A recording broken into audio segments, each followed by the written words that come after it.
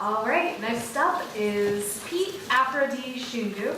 He is a hip-hop MC, a spoken word poet, a trumpet player who uses performance as an art, as a medium to inspire young people, and also to raise a voice of important issues and affect positive social change. He performs as a solo artist and with his live hip-hop soul jazz band, the Aphrodite All-Stars, that's with the Z, a multiracial, multilingual, multi-talented group. He grew up in New Jersey with his father's from the Dominican Republic of the Congo and his mother's from Kansas. He is also a graduate of Tufts University and he currently lives in Bedford. And also, if you like what you hear, he will be selling CDs in the front after the show.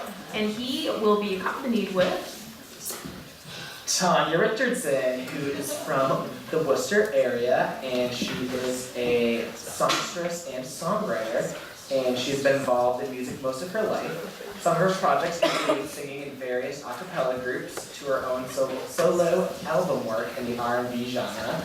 She continues to reinvent herself and now proudly showcases her talents as one of the more recent members of the Aphrodite All-Stars band. So let's give them a welcome.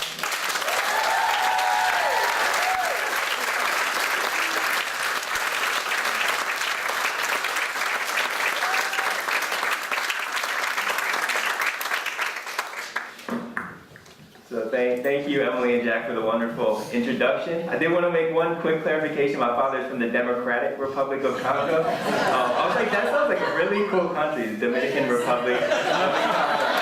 So all good, all good. No, but thank you so much. And let's give them both a round of applause.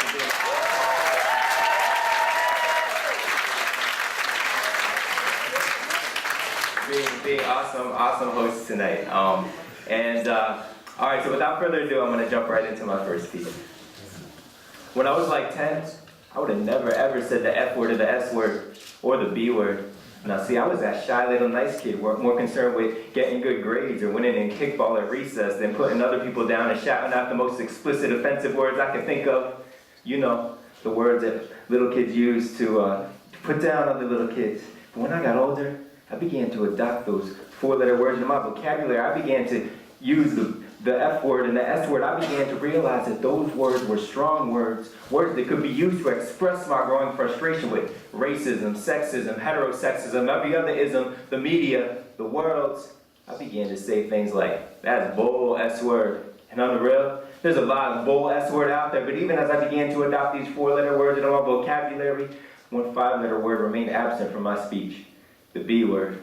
See, when I was little, I knew there was something different about that word, but I couldn't quite put my finger on it. But then when I got old enough to understand the implications of that word, I told myself that this was a word that I would always stay away from.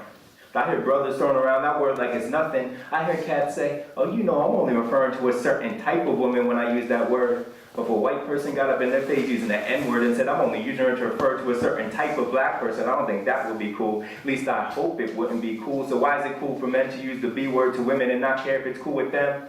Not care if they've been taunted and tormented by that word their whole lives. Not care if that word has far too often been accompanied by a punch or a slap or even a rape. Because I think about the women living in battered women's shelters trying to raise 3 kids on their own. I think about the women who stay in abusive relationships for the sake of the children because they are too scared to leave. They forget the words of Queen Latifah from that old school joint, U-N-I-T-Y, when she says, a man don't really love you if he hits you. Because see, the mentality that says it's okay to hit a woman is the same mentality that says it's okay to use the B word. And if you look up the B word in the dictionary, it probably says a female dog. Wait, hold up. A female dog. So we're basically putting a woman on the same level as a poodle or a Doberman or a Chihuahua, and even dogs we call man's best friends. So if dogs are man's best friend, where does that leave women? Man's second best friends? Man's companion one step below dogs? Man's main B word? See, fellas, I hope you hear me on this. I mean, when I see a woman grace the stage and hear her talk about how women are constantly put down by sexism, how no really does mean no, and how falling in love is a beautiful thing. So if 2 women or 2 men for that matter fall in love, then falling in love is a beautiful thing. I don't hear the words of an evil man-hating feminist. I hear the words of a proud woman speaking the truth. I mean, to me, a feminist is anyone who stands up for women's rights and realizes women don't have equality in this country or this world. So I'm proud to say I'm a feminist. Because fellas, we need to learn to appreciate economically successful women, not feel, thank you. We need to learn to appreciate economically successful women, not feel threatened by their money and power. We need to learn to value a woman for who she really is. Because if you value a woman for who she really is, it shouldn't make all the difference whether she's light-skinned or dark-skinned, thick or thin, curly hair or straight, because you know she got that inner beauty. I hope y'all can relate. And let me make One final act for the night. Please give a warm welcome for Maddie Carbonneau and Kris Rodilico singing Keeping Breathing by Ingrid Michaelson.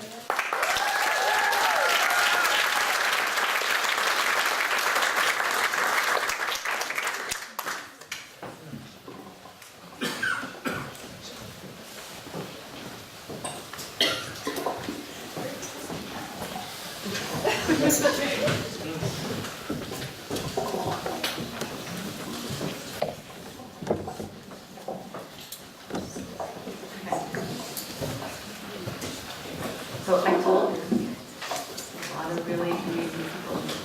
I just want to say really quickly before we go that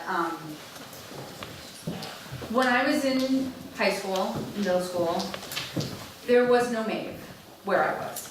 And I think that this community is really blessed to have such a great organization, and it's really blessed to have so many wonderful, incredibly talented and inspiring young people to be a part of it. I feel very, very lucky to be standing here, and undeserving, but you guys are unbelievable, and thank you, Rebecca, for inviting me.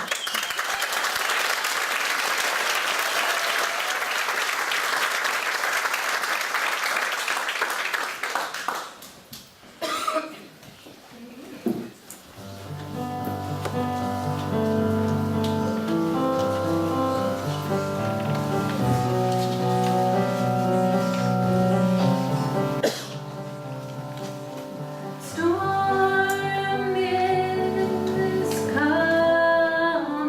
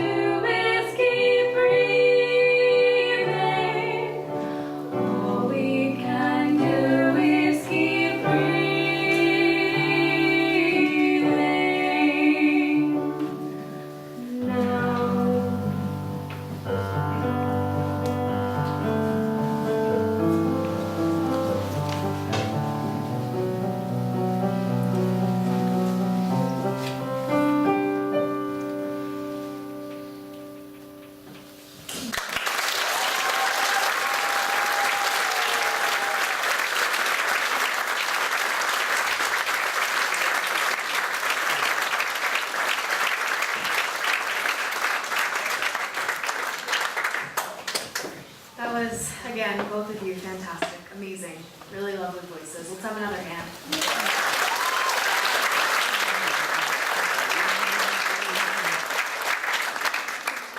So, that was our last act, unfortunately, and I just wanted to thank you all so much for coming out tonight.